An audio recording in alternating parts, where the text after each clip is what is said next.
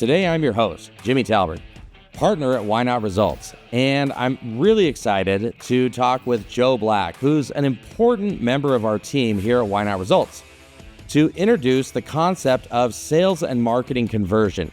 This episode will be purely an introduction to the concepts of conversion marketing. As in all of our episodes, we sit down with industry leaders, sales professionals, marketing pros, and entrepreneurs who aren't just talking in theory, they're actually doing, and they're driving real results. So if you're tired of guessing and ready to grow, let's jump in and start the conversation. Let's go, Joe. How's it going, Jimmy? It's good to see you. It's been a little bit since we talked, but it sure has, yeah. Good time seeing you anyway, so. Yeah, no, I appreciate it. And I'm really excited to talk to you because, you've, I would say over the last, 9 months, something like that? Yeah, around I'm assuming you've grown a lot professionally. 100%.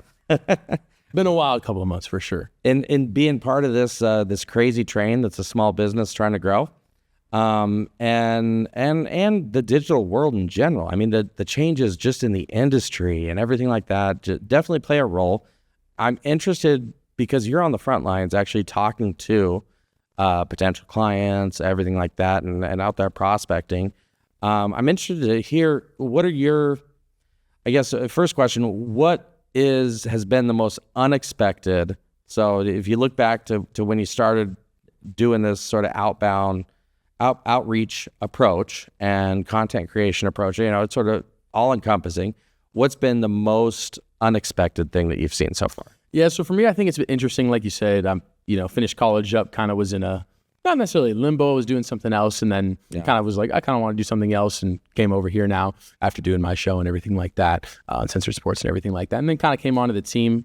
And I think in the sales realm, kind of looking to what's been the most kind of eye-opening, or at least like something I didn't expect, I guess, kind of back to your question. I think for me has always been the level at which you kind of need to stay ahead of the curve more than anything. Yeah. I think it's hard for a lot of individuals, again, like no sales experience when it comes to, like corporate sales or anything like that. Worked at Chick-fil-A. Yeah. You're going from normal stuff where I'm just doing that to B2B. Yeah, B2B exactly. sales, and individual to individual who are, small business to small business, and that kind of concept of like, you're working around these numbers that other small businesses have as a company, while also trying to figure out your small numbers and what that means to us. And I think for me, that's been the biggest part, is just trying to stay ahead of the curve all the time. We've done obviously a lot with kind of trying to figure out how to integrate AI.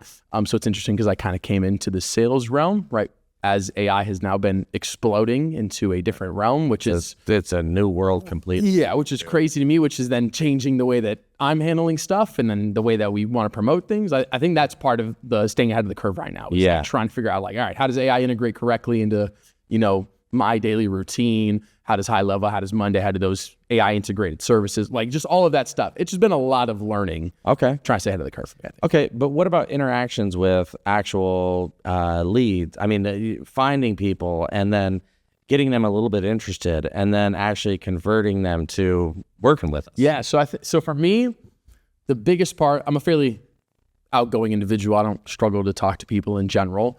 I think for me, learning to direct that in a sales direction without feeling, I think it's a shared idea of kind of feeling pushy. Yeah. And I think for me, that was something that I didn't recognize at all starting out. It was just like, I'm just gonna go be myself and it'll be fine. And then it very much was like, but you gotta push the envelope. You can't, it's great to have conversations and a lot to build those relationships.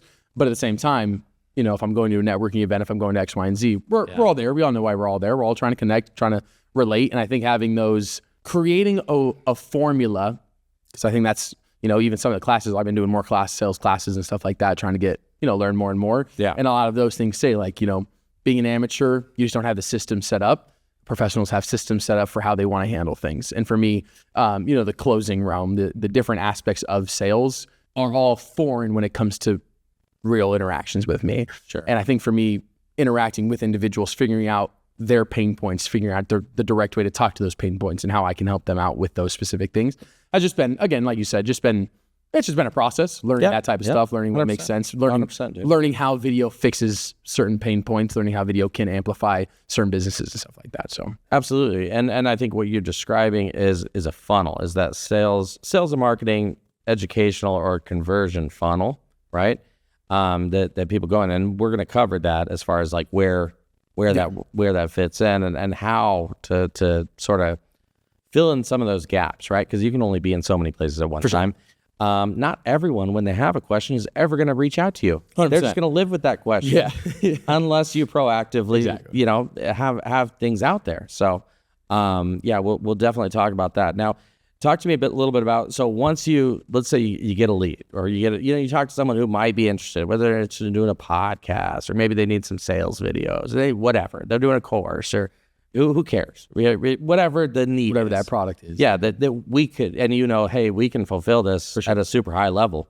What's your process on like follow up to drive them towards taking action on something? Yeah, so for me, it's been a lot of learning that. We've been kind of working in that direction. A lot of what I was doing to start really was like, just go get them, and we'll try and figure it out later. And I think that follow up is something that I'm currently crafting. I don't have a set way about going about it, which again is, I think, part of the reason that I can struggle with it. Yeah. For me, it was very much using high level, trying to learn the automation within high level, trying to figure out, different ways to curate personal messages to individuals I met. And a lot of it came down to my follow-up just being me reaching out again. Sure. Mostly by email, sometimes by text, but mostly by email. And I think, again, through that process of doing that, I've figured out, emails are great. Text messages are better. In person's the best for me, personally. Okay. And, I'd say I agree with that to a certain degree. At the same time, I would say that every lead is different, and the way that they're going to consume information is different, or the way they're going to consume it the best and the most efficiently. Because at the end of the day, we're trying to get whatever communication we get to them to drive them towards making a decision one way or another as quickly as possible. That being said, there are also people, and I would say most people, where even though like I might be someone who responds to texts quite a bit, right? But I see an email and it just happens to catch me when I'm you know what I mean?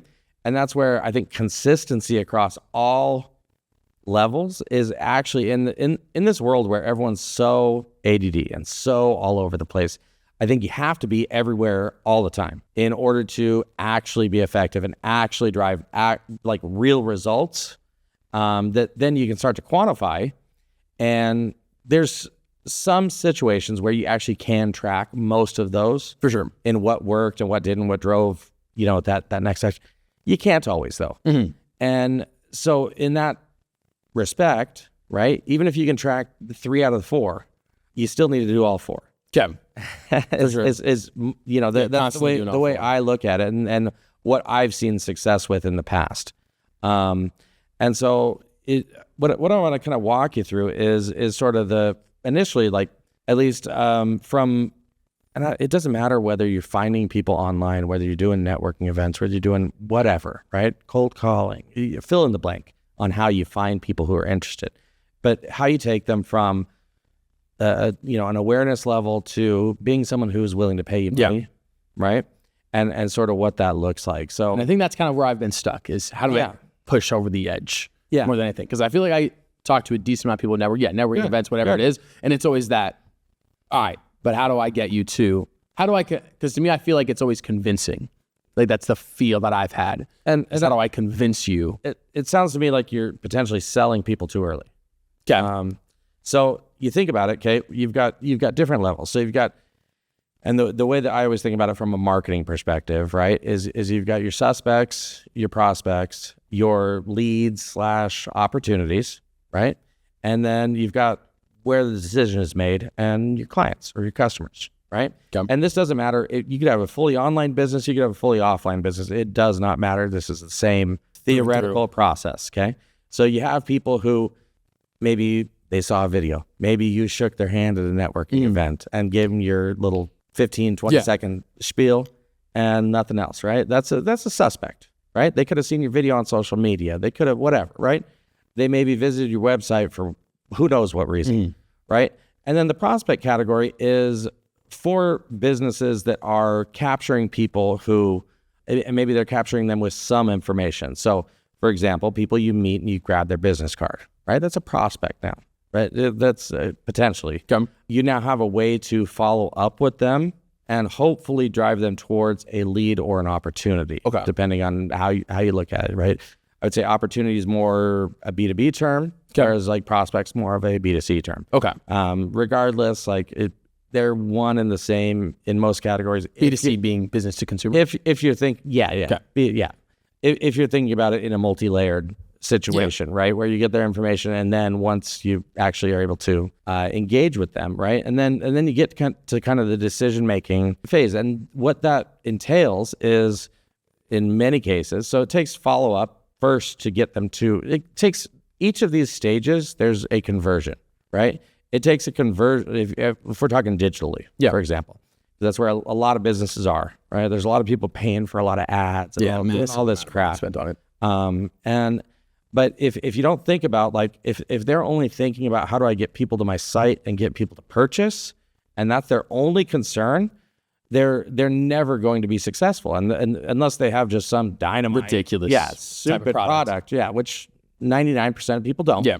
And so let's look at, all right, how do we get people from visiting a site or clicking on an ad or whatever, right? Or shaking your hand to being willing to watch a video, being willing to have a conversation with someone, being willing to click to the next page, read an article, fill in the blank. What's that next?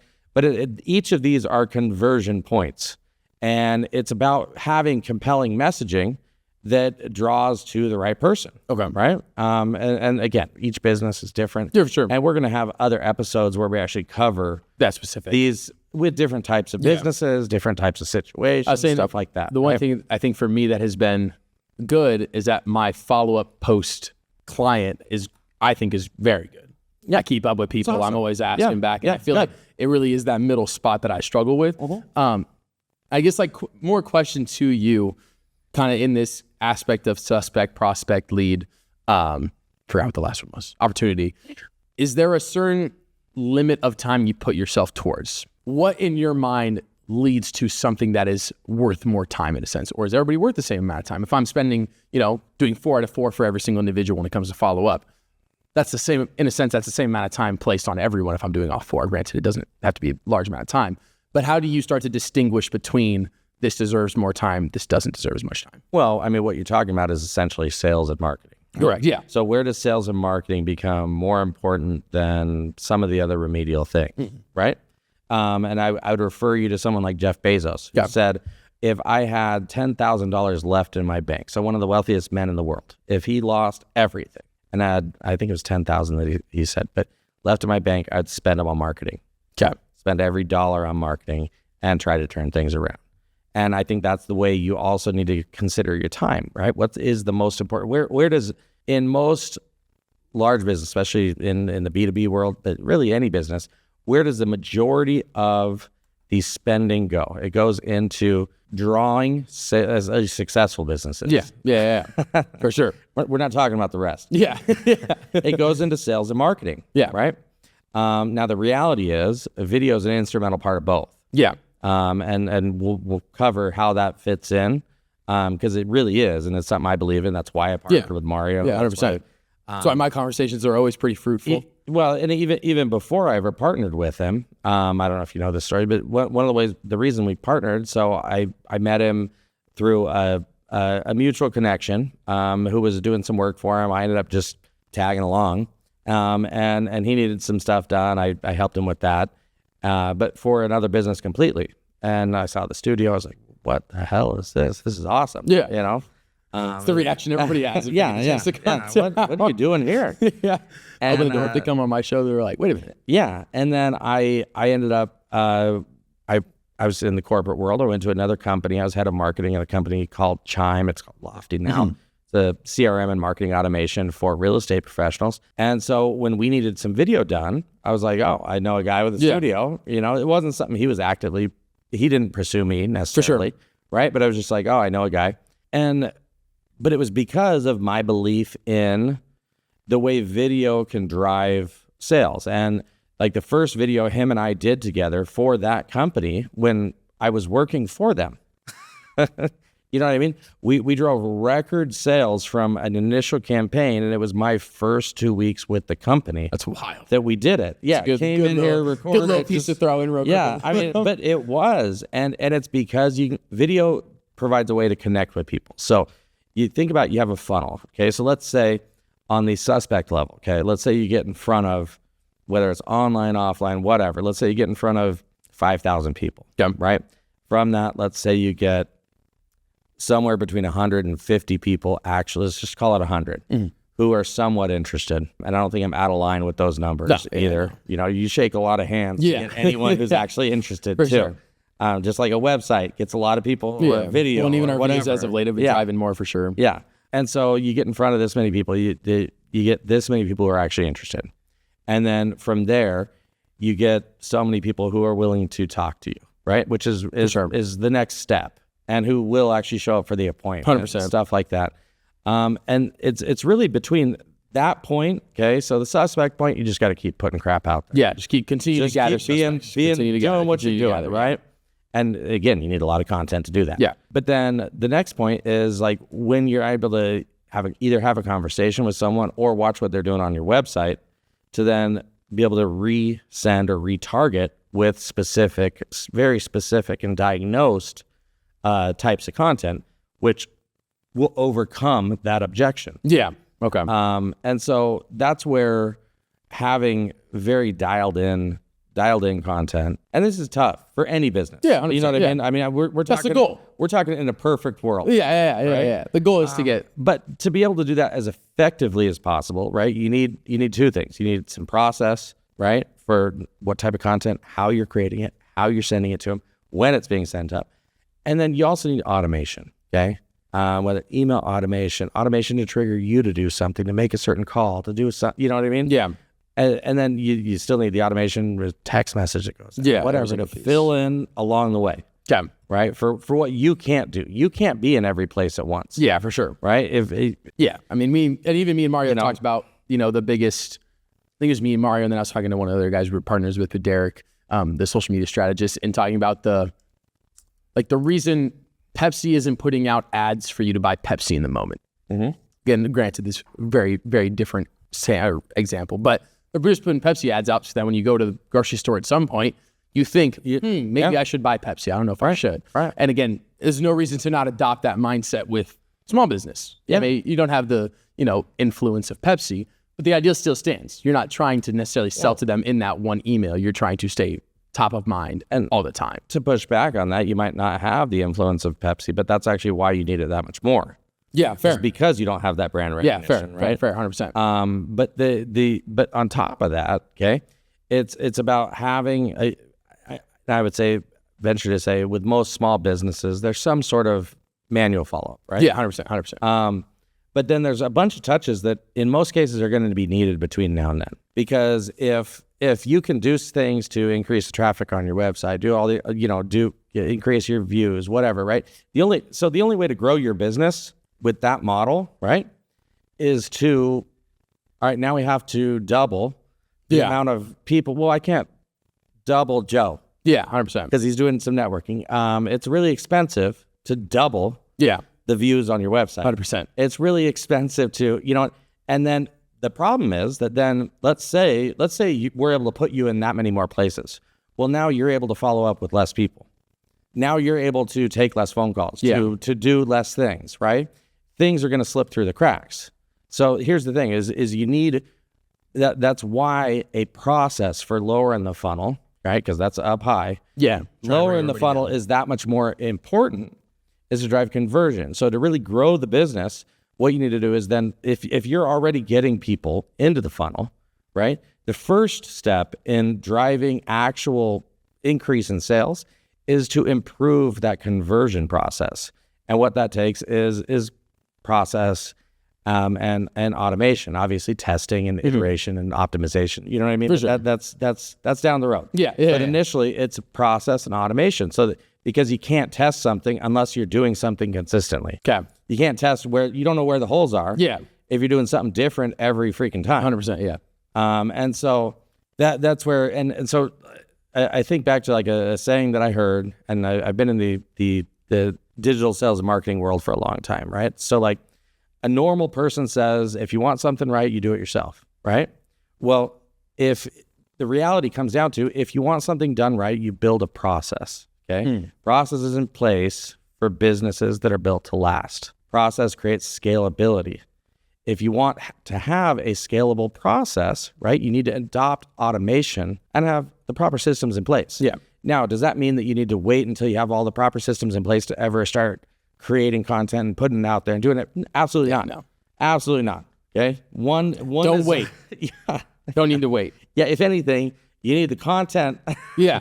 and you need to start pushing that crap out there so that you can build the systems and everything else that you put the content into to start going out to everyone and start, you know what I mean, for email marketing, text messaging, and all that crap, right? Yeah, and I think that for me is a big part right now.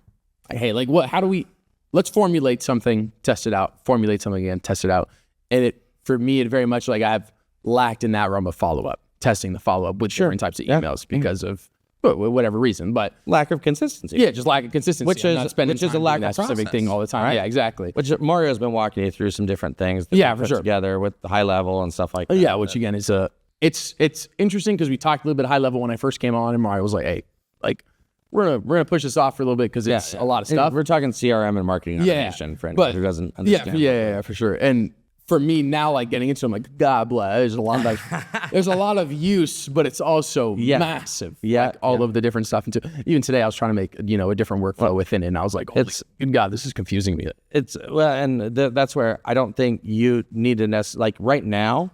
I don't think you need to necessarily because there's things built. Yeah, what you're doing. Yeah, already. There's automation built, ready to go. I don't think it's that you need to worry about initially like building your own process, right? Yeah, 100%. That's not, you don't learn to drive a car by learning to take apart the fucking engine. Yeah. You know what I mean? Yeah. You learn to drive a car by learning to sit behind the steering wheel and drive. Yeah. Push the pedals and slowly push on the brake. Yeah. Do things like that, right? Not by learning how to take it apart. Yeah, 100%. And so now, does that mean that you can't learn along that, right? And does that mean that no one's ever learned one before the other? No, I'm sure there's people who have. Yeah, 100%. But the vast majority of the best mechanics in the world, I guarantee, learned how to drive before they learned how to take the damn thing apart. Yeah, 100%. 100%. And I think it's the same way with a system like that, right? When I worked in that world, I used to show people the CRM and marketing automation world. I used to tell people all the time because we'd highlight like these incredible things that it's incredibly powerful and customizable technology. And they came to me originally with a very simple need. You know, hey, I need when someone fills out this form, I need it to do this. And then when they buy, I need it to do this and to drive an upsell campaign and to do blah, blah, blah, and do trigger fulfillment and do all the, you know what I mean, stuff like that. And then I'd be like, okay, you know, and say, tell me about their process. And okay, well, just so you know, we could also do blah, blah, blah, blah, right. But then I'd have to bring it back in. Yeah, 100%. Because I'm selling something that's costs more than what they're going to want to spend. I 100%. I already knew that going into this conversation. And I spent almost 10 years doing this, you know, and I'd have to bring it back in but Rome wasn't built in a day, okay? You don't have to become the mother effing automation Taj Mahal on day one. 100%. Okay? So let's not, if you start with building everything, nothing's going to get done. Okay. And again, we can have entire other episodes about that kind of crap. Yeah, parts of CRMs, right? Especially again, like high level for me, it's just like, yeah, bro, explain to me. One section. Yeah. That could be crazy. And so I would say, dude, that's not something you need to worry about right now. But to that point of, not built in a day, I think we have definitely, my mind has definitely shifted towards that. Right. Hey, let's get you in for something simple. Let's make it easy. Right. We've got all these different, we got a studio. You can come film this massive thing in a studio. But what do you actually need at the time that will get you started with whatever you need to get started? And I would say, and I'm not saying it's perfect. Yeah. I mapped the initial conversion process that's in there. Okay. Does it mean it's perfect? No. Yeah.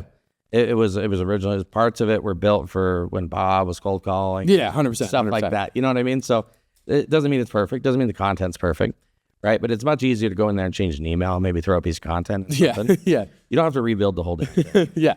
Let's just go change these words. Which again for me is plug this in. much more my goal as of late of like, all right, how do I just align this for me? What do I need to do? And I think that's as easy as then relying on the other people you have around you. Just say, hey, can you just take care of this for me? Yeah. Right? That's something I struggle with pretty heavily. And because you're also a technical guy. And so I think it's understandable to want to, like, you see this powerful piece of technology and you're like, oh, this is everything. Yeah. Right? Yeah. Slow it down. Yeah. Slow it down. You don't need to do everything.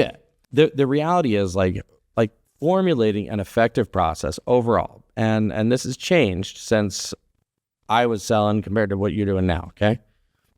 Is also identifying and becoming crystal clear on who your ideal customer is, okay? And I think that's another thing that we can have a whole nother episode on, because that's so important as it pertains to sales and marketing, is just understanding truly how to break that down and break that down to how they understand and appreciate the different levels of your offerings and how to drive that progression, okay? And that's something I've worked with hundreds, if not thousands of clients on. Yeah. Over the years. Most important things you have to have dialed in for sure. But then how to first attract that ideal client, how to engage that. So once you understand, right? All right. Well, where do they live? What do they do? What are they? And I think we're doing okay with that right now. I think you're doing great with that. But then how do we engage them? And then how do we understand what education they need to drive them towards a decision? Because at the end of the day, yeses and nos are fine. Is the maybes that will freaking kill you. Yeah. You know what I mean? And I know you're seeing that too. Yeah, so for sure. I think we have several more episodes in this series that will drive towards that. Yeah. And I think we're going to break that down and really push towards that to push towards, like I said, specific things that drive towards making decisions, specific things on how you can take who your ideal client is and develop enticing lead magnets for them, enticing things that progress them to want a consultation or want a tour or want to fill in the blank. You know what I mean?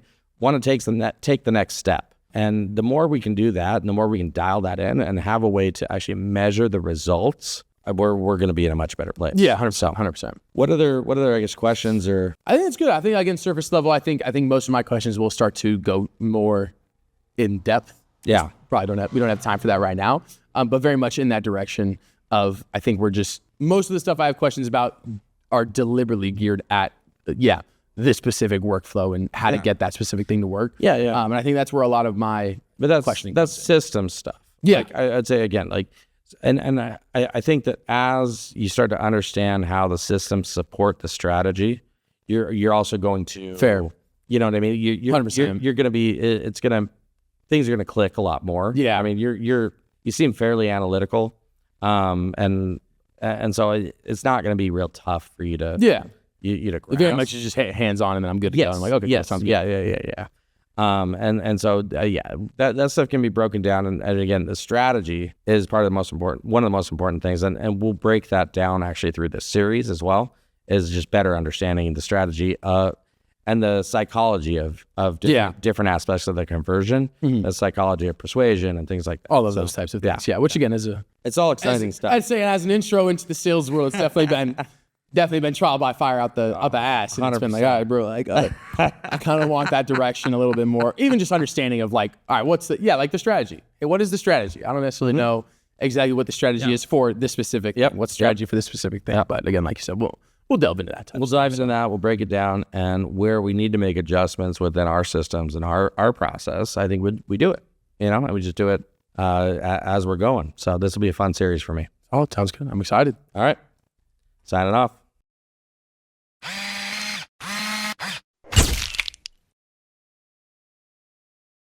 So we just wrapped up the podcast with myself, Jimmy Talbert, and Joe Black, and my favorite part was really learning about what his struggles have been as a kind of small business, almost partner, in growing this company that we have, and understanding that and understanding where the gaps fall. I think as someone who's been in the sales and marketing world for the last 17 years, I take for granted a lot of things that I know. And so better understanding the things that he doesn't know, and I think the things that probably most business owners and entrepreneurs don't fully grasp and understand, was insightful. And I was really, it was nice to be able to hear that from him, and then be able to relay some knowledge and everything, and kind of set up where other episodes will go that will help with those things. So stay tuned. How's it going, everybody? Thank you for stopping by for another Why Not Results podcast. Got the chance to sit down with Jimmy in my short time here so far with Why Not Results and explain some of my problems. My favorite part from it in general was just probably outlining what I didn't know, similar to what Jimmy's saying about his favorite parts. To me, not understanding certain things and having the ability to, understand I don't know those things yet, and learning that knowledge for those specific topics is something that I think I cherish the opportunity to be able to share and learn a ton about. So that's kind of my favorite part from it, learning those types of things. So